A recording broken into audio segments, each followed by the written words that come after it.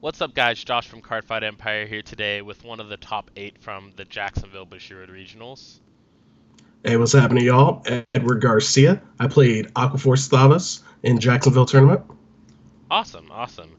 Well, I definitely haven't seen a Aquaforce Thavas build top in a while, so I'm very excited to hear that you topped with that. It's a pretty amazing accomplishment, I would say. Um, Thank you. what did you think about the event, or do you want to talk about a little bit how the event was run, or what was going through your head while you're playing the event? Yeah, I thought the event was run pretty well, especially compared to Georgia last year.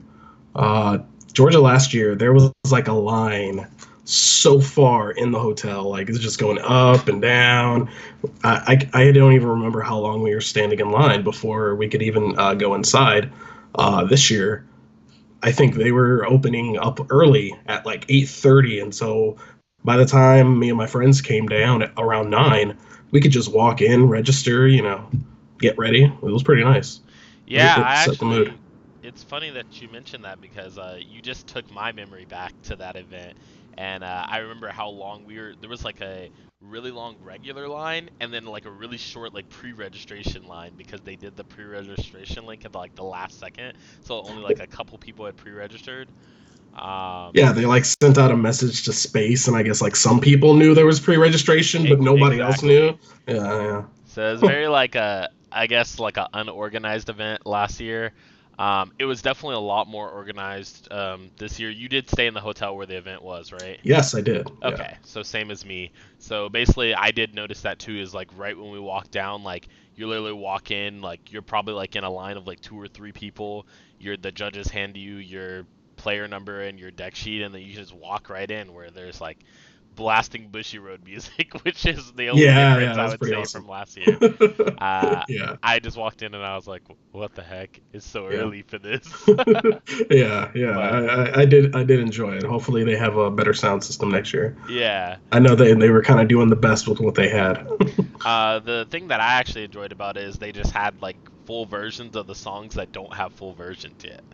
So I was like Yeah, that kind was of like pretty cool. getting a sneak peek of like the real versions of the songs. I guess they have them ahead of time since they're Bushy Road. So They but got that that was pretty magic. cool. Yeah, Yeah. awesome.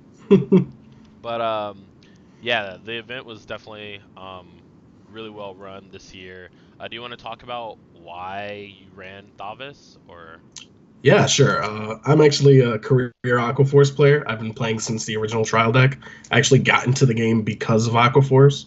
So, the I Thavas in particular is just the version of the deck I feel the most comfortable with, and I feel works the best uh, in a kind of pretty wild meta, because like I feel like Florida has like people do play meta, but they also kind of play whatever they want. Mm. So I kind of wanted to play a version of Aquaforce that works with my play style and I could go against any kind of deck and do well. Yeah, I definitely think that that's important as well.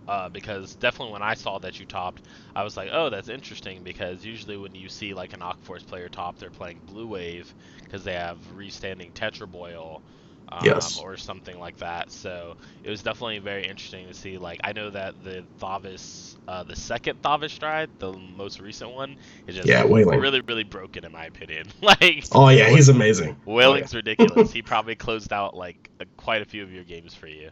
Um, but there's just be so many times that you're like, oh, 41, no gray ones are higher, no blocks. Oh yeah, Yeah, yeah, yeah, so very much. I've definitely had a couple times people kind of forgot what he did, and then when I did it, and they're like, "Yeah, 46 no ones," and you're at 5, and they're like, "Well, shit." yeah, a lot of times like if you have interceptors on the board and their rear guards are attacking first, sometimes I forget to intercept, and then I'm like, oh yeah, it retires the board basically. Oh And yeah, so yeah, yeah, it's even good in like decks like Maelstrom and Blue Wave because it's so generic and then it does oh like yeah, a board wipe basically. Has a yeah, better board wipe than Kagero, yeah. probably. So, Sadly, so but basically, awesome, awesome. Well, that's really cool.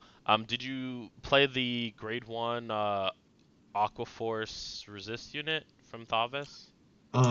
yes, I played 4 of Melania. Yeah, Okay. Did she's really good. Yeah. Yeah, I feel like going into the day, there was a lot of Link Joker players there. I feel Oh like yeah, at least that I saw. yeah. So I was definitely like, okay, he made top eight through all the Link Joker players, so that's also amazing because like, unlike me, who I had like a favorable matchup, I guess, against Link Hmm. Joker, or like not as hard a time as against Link Joker. Yeah, You made it all the way to top eight through like a bunch of Link Joker players and a couple Kagero players I heard, and yeah. some Narukami here and there. So those had to be like hard matchups. So I was definitely very impressed with that. Yeah, I Um, feel like my build Thavas kind of has like the best chance of kind of surviving or to not be just restricted by Link Joker throughout the game. Ripples also has a really good matchup against it because it's like if Ripples can kind of just outlast Link Joker if they don't get to their Legion. mm, But yeah, I think Thavas kind of just it makes it so Link Joker is not, oh, I auto lose. It's just I have to play smart and not make too many mistakes. Yeah. right, right, and I totally agree. I actually heard that there was a Thavas Ripple player, like a Thavas Ripple hybrid deck that was running rampant throughout the Yeah, tournament. So I don't know if you know who that is, but I was I don't actually think I'm not sure if I know who that is. Yeah, but yeah, I I believe you. I Yeah. thought that was very interesting because I know that Nick definitely mentioned it. He got second place. He was like, I got beat by a Aquaforce Ripple player, and I was like, what? Ripples still exist? But Yeah. Honestly, I actually I guess this is kind of spoiling, but I actually did lose to Ripples in the day. I wouldn't be surprised if that was the guy. okay, Uh, so might have been the same guy, which is interesting because he beat like two of the top eight, like who made it the highest in the yeah. tournament. Yeah. Um, but awesome, awesome. Do you want to talk about your matchups or like day to day, like what you faced and Yeah, yeah. Let's see here. My first match of the day, actually went against Gear Chronicle. Just immediately Gear Chronicle, and uh, I was basically able to take the early game and kind of just push on through with a Tidal Assault and stuff like that. It kind of got to the point where he just swung entire board at Tidal Assault, and so I was still at pretty low damage, so I knew I was just gonna take it eventually. Yeah, and that was pretty much the round one for me. Yeah. Uh, Round two, I went against Ripples. That's actually where I lost. They actually just exploded immediately at me, and I had three perfect guards in my starting hand. So it oh was like, my, these are nice, but they don't have shields. So like I can't guard with these. fair Yeah, enough. yeah. So and my damage triggers, they were not triggers. So Fair enough. yeah, you kind of need a little bit of that if you're going against Ripples trying to survive the early rush. Uh, so lose to Ripple. Round three, I go against Gold Paladin Gurguit. In that one, I was essentially just able to take the early game really well with Tidal Assault and able to just make it so they have to use their skills for calling cards from the top of the deck to replace their field rather than do multiple attacks. Mm, So in a way, it kind of controls them, even though they can, just bring their board back. They can't use it to extend into more offense. And I was just able to take it from there. Uh, Round four, I went against Spike Brothers. It was pretty interesting because I hadn't played against Spike Brothers maybe a year, 2 years. So See, it in was kind Georgia, of I cool to come see up the Rising against it like Logo. every week. There's like three Spike Brother players or something like that. So, Oh, geez. Yeah, there's one guy in my locals that used to play Spike Brothers, but he switched over to Dark Irregulars, so I don't often get to play against that anymore. Uh, Pretty much in that game, I think at the end of the game, I had to block 9 attacks while at 5 damage, and I basically just survived that turn with just a grade 3 in hand, and I was able to take it the next turn. It was like really ridiculous. that's It's a some really strong amazing deck. advantage, hand advantage. Yeah, that's kind of like what Thavas does. It's like if you don't stop it from doing what it wants, it just builds a hand out of nowhere. Mm, And yeah, I was able to just use that to stop Spike Brothers. Uh, Round five, I went against Great Nature, and I had a very interesting situation where through his plays, he was playing Honorary Professor dot deck. So he's playing the Break Ride and the Grade 3 that when you ride on it, its skill allows you to superior stride so that you can give the Break Ride's ability to your stride. Right. Um, uh, and the main card you need in that deck is the Break Ride. It's kind of like if you're not riding the Break Ride, you're not doing anything interesting. Right. Chat Noir.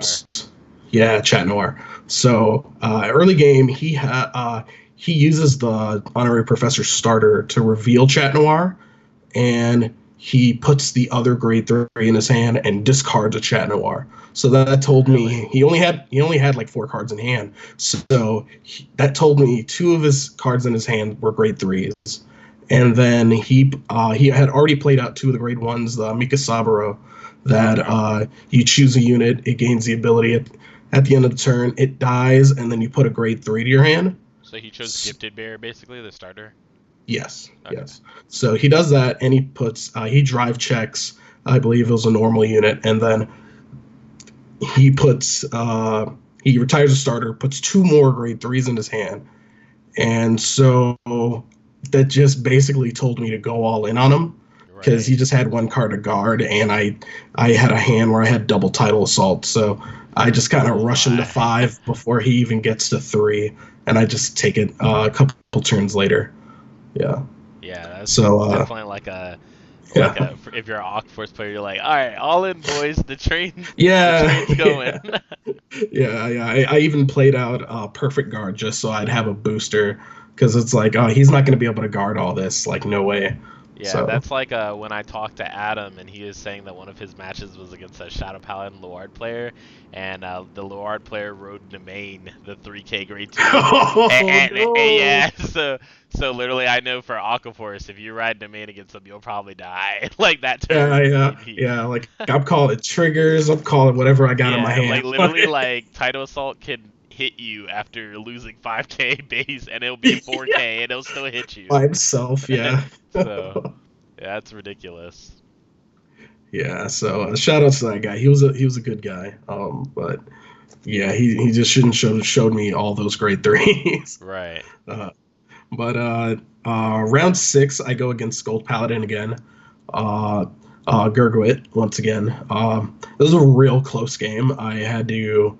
One of the things in Thavas is that you have to know when it's appropriate to Lambros or Wailing, because like it depending on what your opponent has in their hand, what deck they're playing, there's no one-stop answer. Right. So I actually had to make a hard decision. I kind of like played out my hand doing Lambros, and that was actually the right play. So I was able to take it from him. And last round of day 1, I go against Messiah. So my first Link Joker of the day. I was surprised I didn't go against much more, honestly, but I guess I lucked out. I go against Messiah. I take it. Essentially, I play out fairly aggressively early game, kind of take him to pretty high damage. And once he locks my entire board, also going into crunch, I still have 1 spot left open because I have a Melania in the back. So he can touch it. Yeah. So I basically have I start my turn with a Grade 3 pitch to stride and a Adelaide in my hand. So I basically play the Adelaide on top of the Melania. Stride and Commander Thavas. Call the Adelaide, give it the +5 and ability to attack from the back row, and I attack with my Vanguard. And he actually had a pretty huge hand, but he guards for a 2 to pass. And at this point, I hadn't seen a lot of triggers, so I'm like, if my first trigger check is a trigger, I'm just gonna go for it. Okay. And I ended up having crit into heal. And I took the game that way, yeah. Okay, so you 2 to pass 2 and you just all Vanguard? Yeah. That's what we like on this channel, all Vanguard. Yes. It's not a play I like to make all the time, but, sometimes, the moment just calls for it. Right. sometimes it's like a little too risky, but like sometimes it's just risky enough that Hmm. you have like no other options type thing. Yeah. Because like I definitely, if he had a huge hand, if you would have given both to Adelaide, I guess like swinging 26 twice wouldn't have really mattered, right? Yeah, I think he had two perfect guards, so I was like, oh, he's just gonna perfect guard these other two attacks, so I need to actually just go on the Vanguard. Okay, So so he and basically like blocked your stride for the lower mm, number because he knew he had two PGs. So okay, that's fair. yeah, Yeah, so yeah, all Vanguard was pretty much like your best option in yeah, that point. Okay, so you finished the day X1. So yes, it felt pretty good when you left day one. yeah, You're in a yeah, pretty that's good good. situation because I was also X1 and I was like, oh, thank God I'm not X2. Like I'll be feeling the pressure or something. Yeah, I was like, I do not want to be in that X2 lottery Yeah, exactly. because All right, Bushiroad has a lot of crazy, I guess, tiebreakers stipulations and in the stuff. rule. Yeah, Yeah, tiebreakers and all that. Yeah, yeah. Their system's really weird, especially how they were saying. So for like me personally, it was like me, Zavani. Actually, me, Zavani, and Nick, like the first, second, and third place. We all used the 2 round buys at the very yeah. Hmm. beginning, and apparently, like I found out like halfway through the tournament or something that like the buys counted as you not only winning but winning against opponents that were undefeated except for losing to you.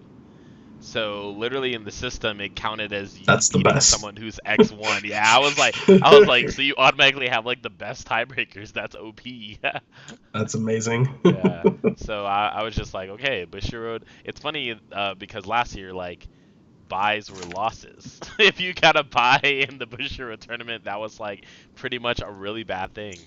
Oh yeah, that spelled death for you. It's like, Yeah. well, now you have to win all your games and never lose. Exactly. So it's like really weird to me how like the buys changed from like straight loss to like, oh, this is really really good now. So I think that they definitely like after the Georgia event they had like a lot of complaints and they basically just went over their tournament system. I think they did a pretty good job. Like they came back strong this year with their Definitely. judging staff and like definitely everything was just I just enjoyed the event this time instead of worrying about like oh, is this gonna happen to me? Or like, can I not find my deck in top eight? Or all that stuff, like deck list being lost and all the problems that were part of Georgia last year. But they Yeah. definitely came back strong this year. And they did a really good job. I appreciated the event a lot more. Yeah, definitely. I really enjoyed it as opposed to last year. Yeah. Definitely, definitely. Do you want to get into your day two matches? Yeah. So let's see here. Got my phone with notes here. All right. So day two, I start out going against Luard, Mm, and pretty much in those games, I kind of just do really well in the early game, and I went out on a couple Lambroses on the first game, and the second game I actually did a Wailing Thavas, and he was 5k short of being able to guard for a one to pass. oh no. Yeah, yeah. So I think I went for I think it was like 56, and he's just like yeah he was like one short, and he couldn't yeah. So I take that against Luard 2-0, and let's see here. Game 9, I go against Prism. I went against Zavani. Okay. For that one, is just a lot of kind of making a lot of right choices in the early game to push damage through when I need to, and winning off of Lambros. The second game, he actually did like these kind of cool plays where he did a G guard into hand in hand Leona, or I think that's the name, or And something it similar to bounces the that. unit and gives power to the Vanguard, right? Yeah, so he like bounced a bunch of cards, and so it's like he gave like plus 3,000 to his Vanguard twice, and then another card of his gave plus 4,000 to the Vanguard. Mm, So he kind of had like a 21 base on my Lambros turn, but um, since he was at a lot of since he was at I believe he was at 4 or 5 damage, so he kind of just had to guard it all anyway. And so even though it was a lot of like 5 and 10k shield worth attacks, like it was just too many attacks, right. and he didn't have enough to guard. Yeah, I was able to take that one. Um, my last round in Swiss is I went against a Gaia slash Ancient Dragon Tachigazi build. Really, that's interesting. Uh, Did it have yeah, like Spino Driver Gaia? no, it was the grade three. He Oh, played was it the the guy that was playing the Tornado. Legion? Yes, I believe so. Okay. I'm not sure. He never got to use the Legion. He always rode Gaia against me, but he played a lot of grade ones and grade twos that were Ancient Dragons. Because I guess a lot of the newer cards don't require Ancient Dragon hearts. They just require like Ancient Dragon Soul Blast or Oh, a Ancient Dragon Counterblast. Rear Guards and Counter Blast, stuff like that. That's Kind of like interesting. how older decks were able to take advantage of Jewel Knights. Yeah, Okay. Wow, that's an yeah. interesting tactic, actually. I didn't even think about that. Yeah, I had no idea that was a thing. I had to just like look at his cards to make sure he wasn't cheating or anything.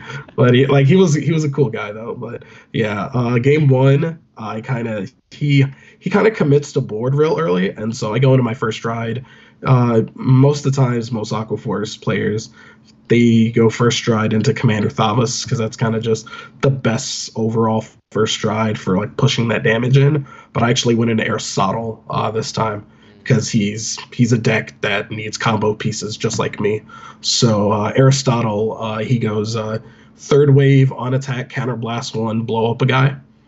So that combined with Thavas' stride skill, I actually kind of just leave his field baron on top of attacks to his rear guards, and he kind of just doesn't have anything that he can really do against me. And I kind of just finish it with a Lambros the turn afterward. And game two, he got grade stuck at one. oh, It was man. yeah, it was kind of the worst for him. Yeah, he got pretty close. He put me to five, but I was kind of just pretty much in control of the game the whole Right, time. you're just pretty Yeah, ahead because of the grade yeah, lock. Okay. yeah. Yeah, against Aquaforce, that is not good. Yeah, definitely.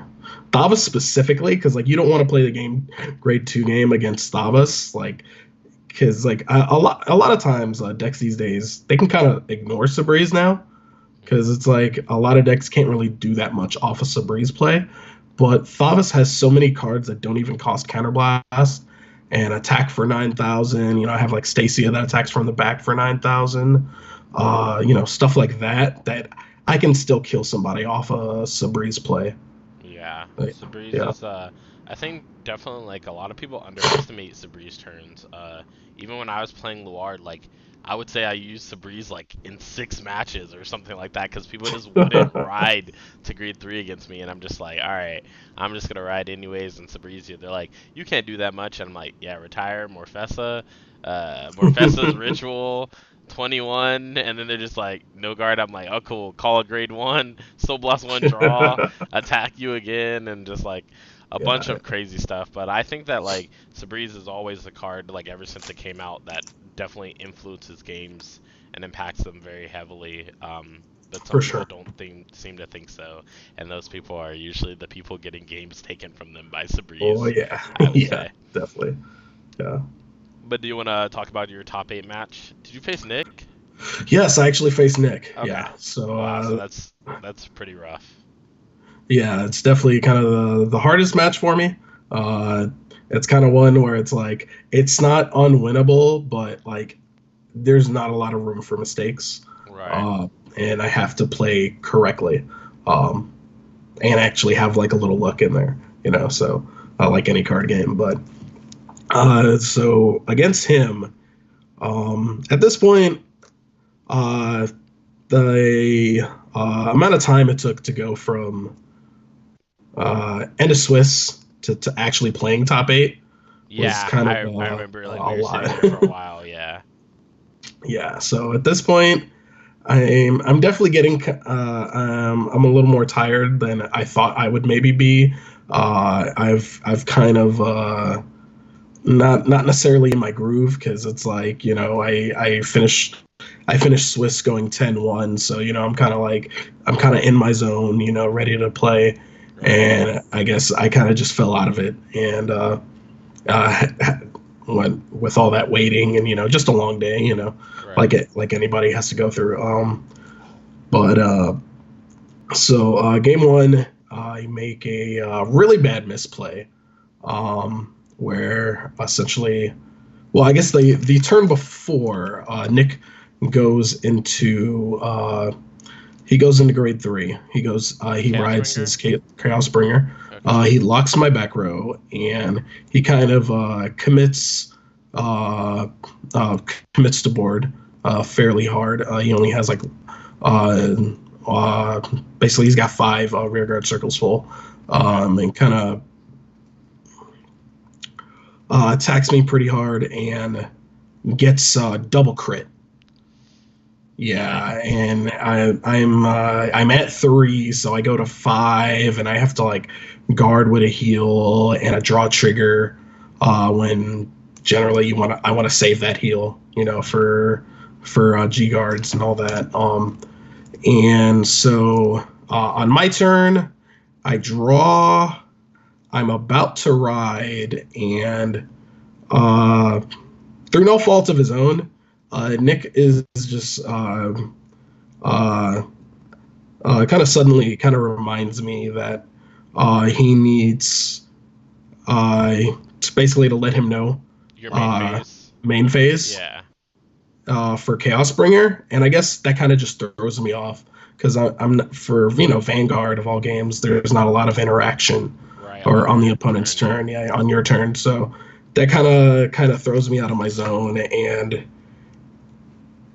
I forget that I hadn't ridden yet to three, and I basically say it's main phase while I'm still Oh, on two.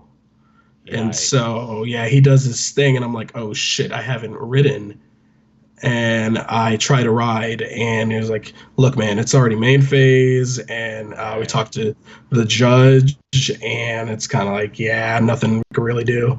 Honestly, I think I should have just appealed to head judge because they were letting people draw 20 cards, at the same time, and Yeah. all types of bullshit the entire day, and they're getting warnings. I Yeah. I should have maybe tried to see if I could get a ride in exchange for a warning or something.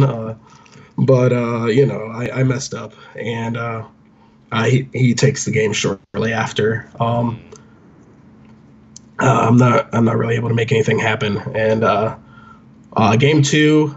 I didn't really draw any pieces early game to actually make stuff happen, and I get Skiros, but I'm not really able to make anything happen. He kind of just locks up the game, and I lose. Yeah, Mm. Yeah, so the first game was pretty much like, yeah, I find that like in a 2 out of 3 game, it's usually like a tempo thing. Like usually yeah, the person who loses first is on a lot more of a crushing pressure than the other yeah. person is because you're in this like kind of thing where the other person's like, okay, I just got to win one more game. Like I know when I took like I think I 2-0'd all my opponents in top eight. Yeah. So definitely like after I won my first game, I was like, okay, I'm in like a way better, like I'm in a more relaxed state. Like I'm even at the point where like I'll be at 3 damage and I'll no guard vanguards and like fear double crit, but not really fear double crit because I'll just be Yeah, like, all yeah, right, we'll just take it to the next game if they double crit me, but they gotta double crit yeah, me. So it's just yeah.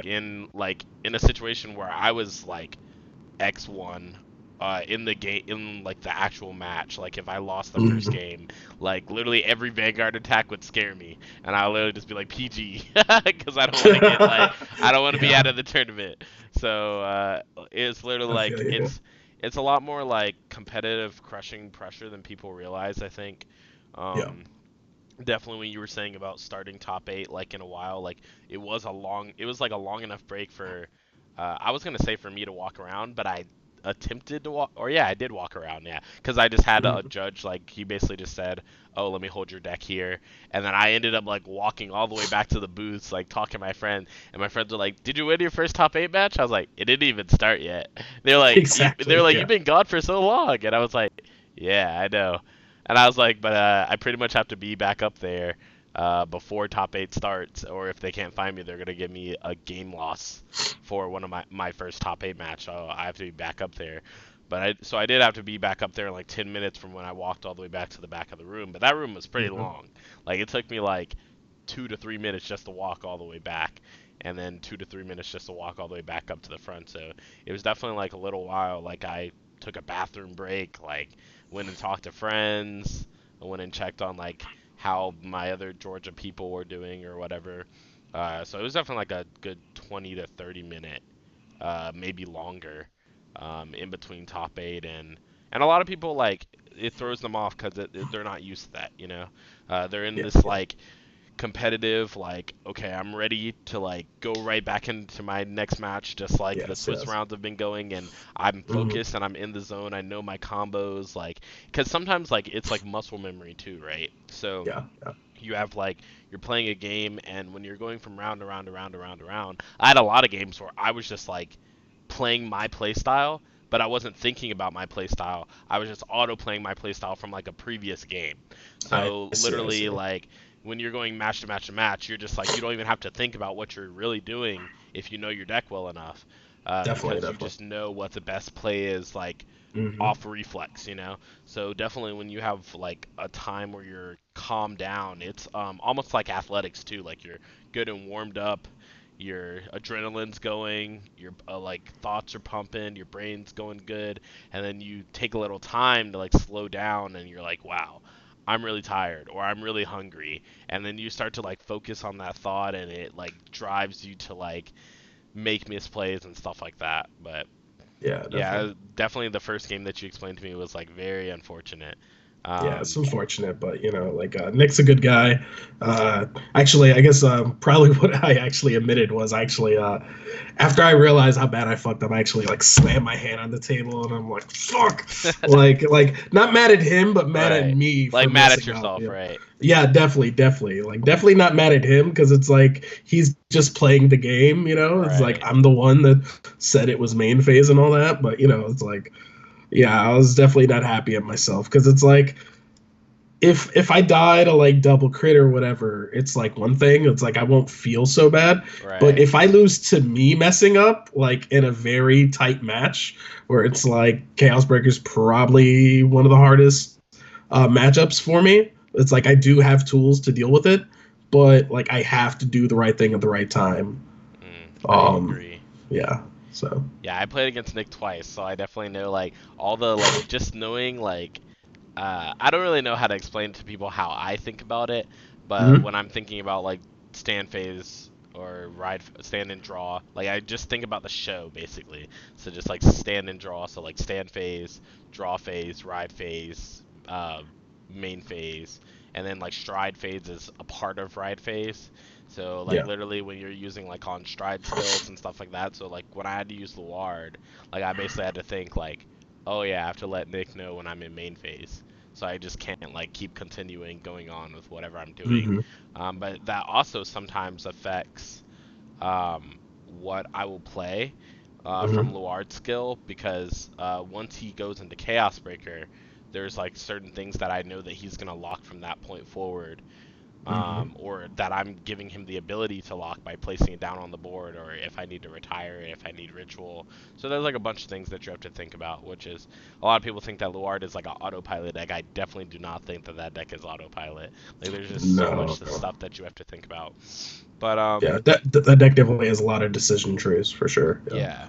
So you even have like multiple like cards that you can go into for first stride, and sometimes it's really really crucial. Like I would say in some of my matches, if I had not gone into Carnivore Dragon so much, like I said in my deck profile that that was like my MVP card, but had I not gone to Carnivore Dragon against Savani, Blake Manor in my top eight Messiah match, like Carnivore Dragon's just such a good card against decks that either do stuff during their battle phase. Like for example, Blake, as a Messiah player, needs cards on the board already to lock for Alter Ego's ability. And not only Right. that, but if there are also Sacrifice Messiahs on the field, he can G guard and lock a unit, and then lock Sacrifice Messiahs, and suddenly his Vanguard is plus 6k, and he counter charges 2 for free. So I didn't want that. So I have to like retire those from the get go before we even get to battle phase.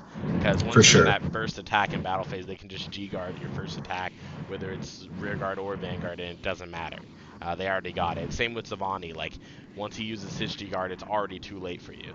So I just Yeah. wanted to get his units off the board so that he couldn't bounce them with a G guard or something like that. And I think during our game, that's what put him in a bad position. Okay. Um, but yeah, definitely. Do you want to like move down to your deck and then do your Yeah, yeah, profile? yeah. Let's see here. Let's see here. A myself. Alrighty. Okay, so I'll start off with the grade zeros.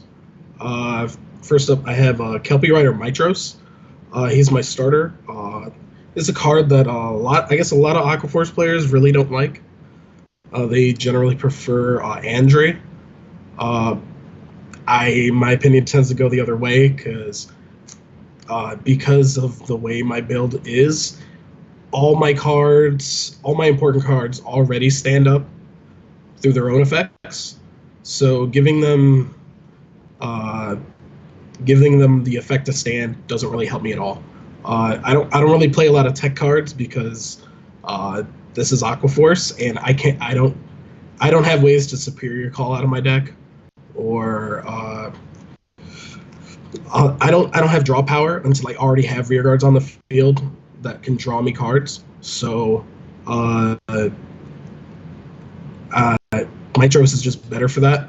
So he gets his skill is wave third time or more. When Vanguard attacks, if I have a grade 3 Greater with Thavas in its name, I throw it in the soul. I call grade 3 Thavas from my deck onto the field. Shuffle my deck. It goes to my hand at the end of the turn. So it allows me to not commit to the board real hard early game if I don't need to, and still get that fourth attack in, get that retire, and still kind of have something to put triggers on when my Vanguard attacks. So that's why I run him.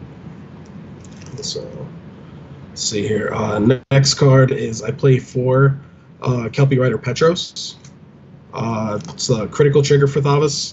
Is really important for the deck because I play Magnum Assault and he needs a booster, and you're not always going to have a booster because you need your stride fodder to stride a lot of times. So this acts as a booster. It draws me a card, gives power to my Vanguard. Does a lot of things for me. Let's see here. Next up is I run 4 Supersonic Sailor.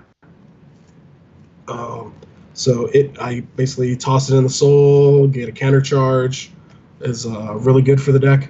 Allows me to use counter blast that maybe if I didn't have it I wouldn't use because I'd be afraid that I wouldn't have counter blast for the next turn. Right.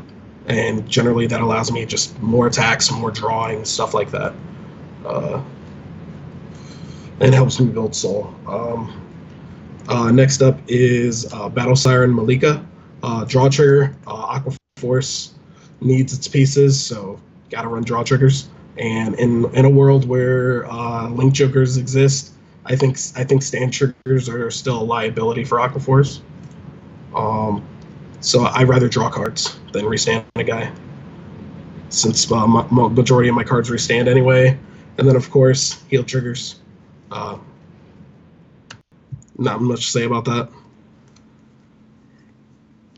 I guess for the grade 1s, I run 4 of the Umflip Perfect Guards, Ocean Keeper Plato. I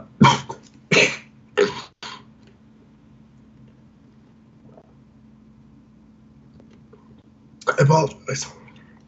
Ooh.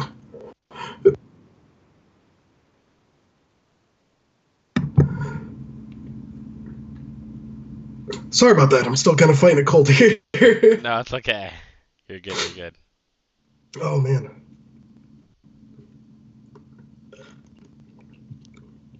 Yeah. So I run the Unflip Perfect Guards because I run Dismal, so that should generally do enough for protecting my rear guards. So I rather just get the counter charge.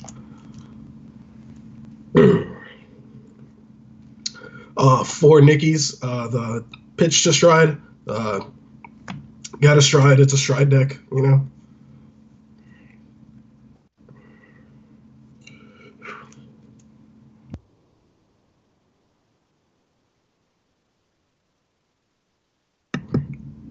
Next, I play 4 Battle Siren Melania. So she is wave 3rd time or more when it attacks a Vanguard. If I have a grade 3 or greater Vanguard with Thavas in its card name. Counterblast 1, I draw, she gets +5. So she's a great attacker by herself. She also has resist, which helps me in a lot of matchups.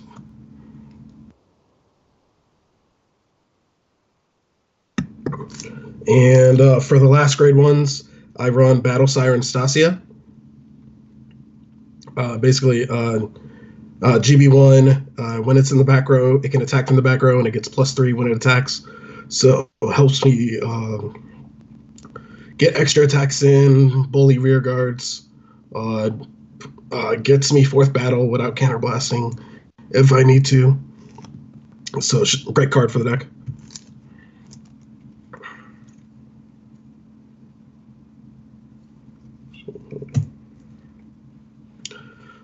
For grade 2s, of course, for Tidal Assault, he's the dude. I've won definitely many games thanks to him. He's really great in the early game. In the late game, he does well for me because he doesn't require counterblast. So even if the opponent is trying to keep me off counterblast so I can't attack them, I can still do an entire Lambros turn just off of this guy. Yeah, he's really good. Oh yeah, definitely. I guess I'll move these ones out of the way. Let's see here.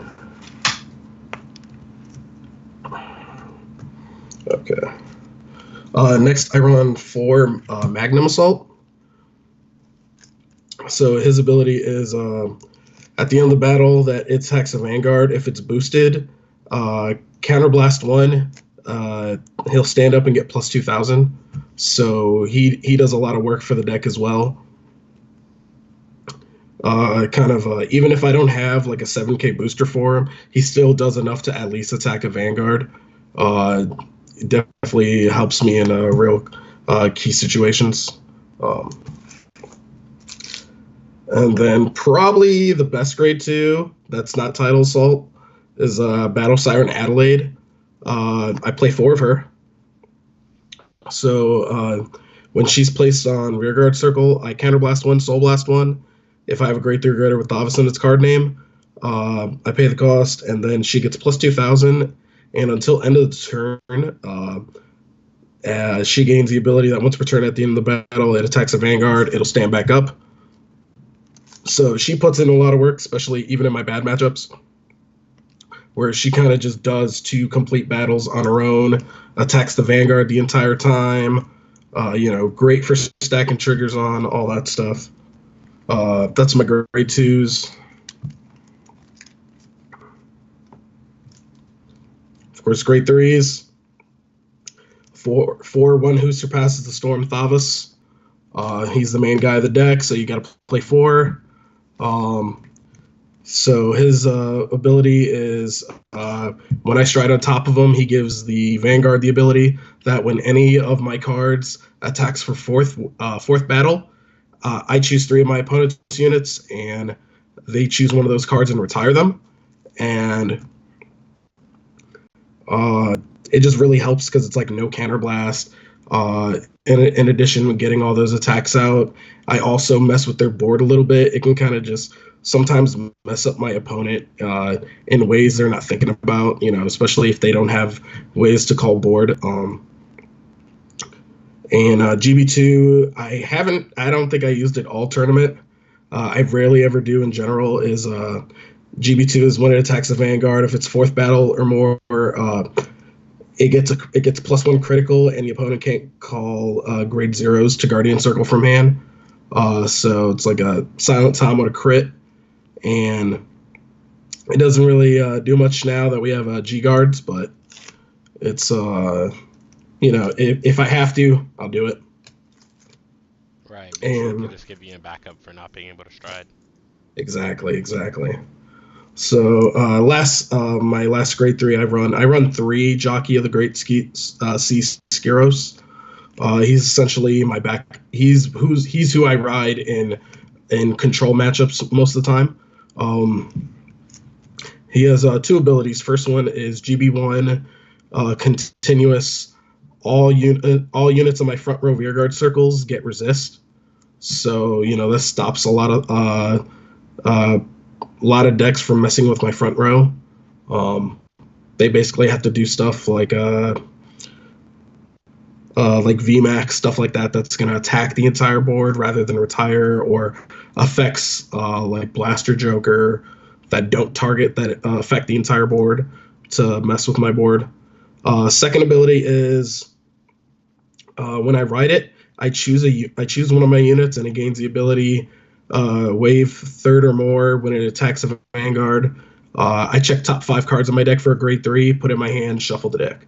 So I don't get it off all the time, but generally when I do, it's like it helps out because I don't have to worry about striding and stuff like that.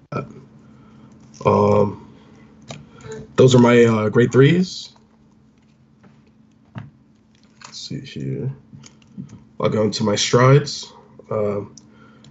I play 4 Storm Dominator Commander Thavas. It's my preferred first stride majority of the time. Its ability is act. Once per turn, I choose a face-down Commander Thavas, flip it up. I choose one of my rear guards. It gains plus 5,000 and the ability to attack from the back row. And then my Vanguard gets GB3, essentially another copy of Thavas' stride skill. So if I'm at GB3 and one of my cards attacks for 4th wave, I choose 3 cards, they retire 1, and then I choose 3 cards and they retire another 1.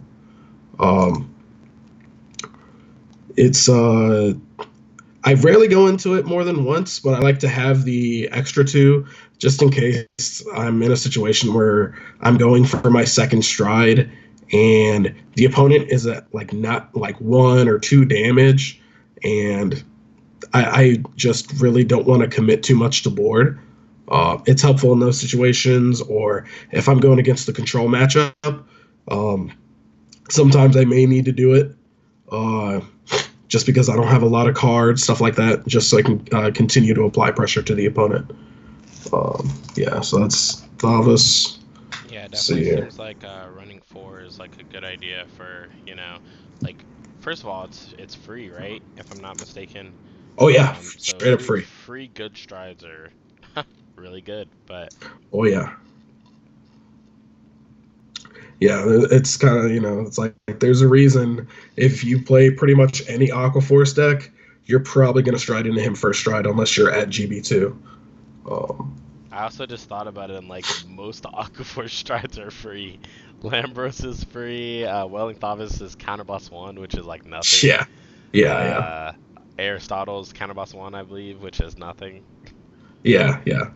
So. It's really nice. I guess the idea behind that is Bushiroad knows that unless you have Tidal Assault out, you're probably counterblasting once or twice just to get to the 4th battle. Right. So I guess they're kind of factoring that in how much they make cards cost for Aquaforce. But I'm sure plenty of people still no, that's still not enough. Fucking make it cost some more. Fuck you. Exactly. Yeah. But fair enough. Especially when I get to the next guy, I play 4 Marine General, the Heavenly Silk Lambros. He's the beast of the deck. He's the killer. I pretty much go into him every game, unless the situation calls for me to stride into the next card I'm going to talk about. He gets the job done. His ability is when it attacks Vanguard, if it's 4th battle that turn or more, I flip up a copy of himself, and I choose 2 of my rear guards, stand them. Then if I'm at GB2, essentially, the units that are standed by his effect get plus 10,000. So yeah, that just allows along with my cards that can have restand abilities. Combining them with Lambros just makes them insane. It makes it so sometimes I just stride twice, and that's the entire game. Right. Especially just if the opponent's at 3 and I just check one critical trigger, sometimes I just end the game right there. Or the opponent's just in a place where all they can do is stride, stride, call nothing to board. They don't have a board, and they just attack, and I perfect guard it, and then end it the next turn. So, yeah, he's the best. So, that's Lambros. Yes, he's that boy. Next up is that other boy, the new boy in town. We got Storm of Lament, Wailing Thavas. So I play 2 of them. His ability is two of them. First one is GB3. When it attacks, for each battle that a rearguard attack during this turn, the opponent chooses one of his or her rearguards and retires it, and that's just free. That's just my rearguards attack 3 times this game, kill 3 guys, or 4 or 5 or whatever happens. Second ability is GB2. Wave 3rd time or more. When this unit attacks, you may pay the cost, which is Counterblast 1. If you do, until end of battle, this unit gets plus 5,000 for each battle that a rearguard attack during the turn, and the opponent cannot call grade 1 cards from their hand to Guardian Circle. Excuse me. So yeah, during late game, the opponent's at 4 or 5 damage.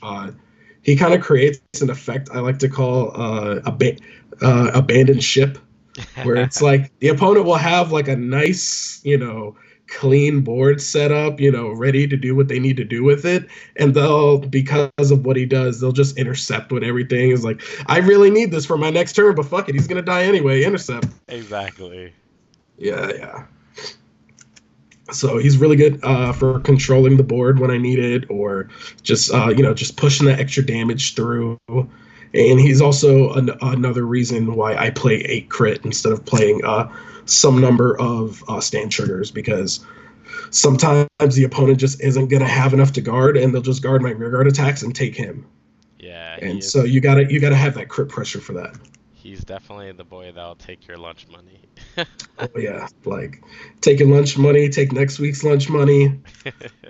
Oh yeah. I was very happy to get him in set 9. And for my last 2 non-G guards, I have Marine General of Heavenly Silk, Aristotle. So I said what his ability was earlier, but I'll say it again. When it attacks Vanguard, 3rd wave or more. Third wave or more. When it attacks Vanguard, Counterblast 1. I choose one of my opponent's rearguards and retire it. I only play 1 because I rarely ever need him. He's probably normally one of the first cards I go to remove from game if I'm G assisting. But if I'm playing against a deck that needs us rearguards, just like me, he just helps me just really mess up the opponent, along with Thavas' stride skill. So yeah, that's why I play him. And then I play Sabriz because, it's a GB deck. You need Sabriz. It gets you one step closer to using full-on Lambros or Wailing Thavas, so always good to run, and especially in this deck. Not too many of my cards need Counterblast, so I can still attack 4 or 5 times on a Sabriz turn. Which is insane. Oh yeah. Especially using my starter and stuff. I do some crazy stuff. But yeah, so Sabriz. For G guards, I play 1 Screw. Pretty much the Aquaforce G guards aren't really that great. They're good enough to use, but not good enough to use 3 or 4 of.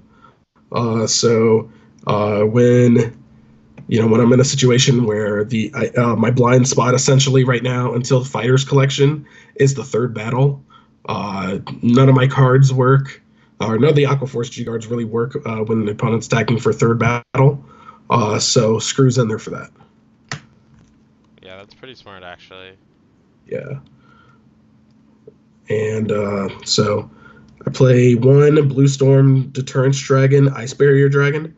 His ability is first wave or 4th wave or more. When this unit is placed on Guardian Circle, this unit gets plus 10,000 until end of that battle. So, if I'm going against Gear Chronicle. It can be useful. Nova Grapplers, Pale Moon, Grand Blue, decks like that. It can kind of work, but it's normally like the last card. Um, but there are sometimes games where it's just not gonna work, and so that's why I only play one. So yeah, that's that. I played one of Guard Leader of Sky and Water Floatia. Its effect is when I call it to Guardian Circle, if it's first or second battle, it gets +5. It's not every like here and there it's useful, but it's not useful enough to run really more than one. So I only run one. And then Dismal, my boy, the Dark Lord that protects Tidal Salt for me. Yeah, I play one of him. Yeah, because there are a lot of hunters who go after that boy. Oh yeah, like they're I would Tidal. go after him. Oh yeah, Tidal Assault dies for my sins all day, all day. So helps for that. I used to play one of Aglium, but for drop and draw, just for situations where I don't have a fourth attack enabler, because that's kind of how the deck rolls. Like until Wailing Thavas happened, if I don't have a fourth attack enabler, like my turn, I do nothing. So. Right. Yeah, so Aglium used to help for that, but then Wailing Thavas happened, so I just dropped it so I can run two Wailing Thavas. Yeah. Okay. Definitely like if you want to switch back to your face cam while I ask you this question, but was there any matches in your day that you went Skyros and it helped? That you remember? See here. I believe I did it against Messiah. Okay. In one game. That helped for that. Otherwise, I just always went into Thavas. Okay. Yeah. Cool. I know that me specifically, I played a 9K grade 3 backup, so there was a game or two where I rode that and was like not necessarily sad, but like because like the only thing that I like about it is because I can counterboss one even when I ride it and call 2 grade 0 Shadow Paladin cards for my deck, but then I need Luard for that to become a helpful thing. And not like a detriment later on. So I try to get Luard within that first turn of doing that. But for the first turn, I'm like had I gone against Aquaforce and rode a 9K, like we might have gotten pieced up. yeah. But definitely, it was a cool build. And did you have any shout outs that you wanted to give? Yeah, shout outs to my locals, Cool Stuff Games, and Waterford, South Orlando, Maitland, all those locations. Shout outs to my people in Orlando, my friends, my best friend that I went with, all my boys. Shout outs to all of them. Yeah. Yeah, they're all sound like pretty cool people. I've interacted with quite a few of them. So all the cool stuff people are pretty cool. But yeah, definitely. Was there anything else you had to add to your video, or any comments you wanted to make, or anything? Yeah, I guess I believe on Facebook somebody asked for my build and I put it up, and a lot of people were like, "I don't get it. Like you didn't play anything special. You just played good cards," and that's kind of like what Thavas is like you play good cards. That's kind of Vanguard. Yeah, that's kind of Vanguard. Like there's not a lot of design space. It's not like there's like one or two tech slots in a deck in my testing. When I would play something like Saberflow Sailor that retires itself after fourth battle and lets me draw 2 cards, or High Tide Sniper that third battle or more I Soul Blast, give it plus 10k power. I felt like whenever I was in a bad situation and I drew that card, it never helped me win. Right. It was always like a win more card. So I play 12 fourth battle enablers as grade twos, and it gets the job done. They You know? wanted to see that spicy tech, like instead of playing three Skyros, play two Skyros and one Tetra Drive.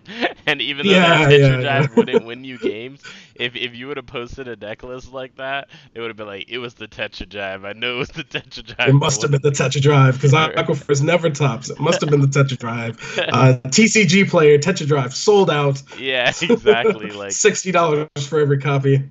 the freaking degenerate market of Vanguard. Oh, But jeez. Yeah. definitely, we enjoyed having you on the channel today. I appreciate you taking time out of your day to, do this.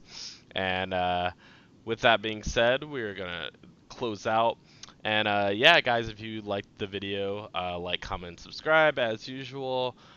Check out the new stuff that we have up and running: the Facebook channel, the Instagram, the Patreon. Throw out the support, guys, and we will see you guys on the next video. This has been Josh, and we are signing out. Bye.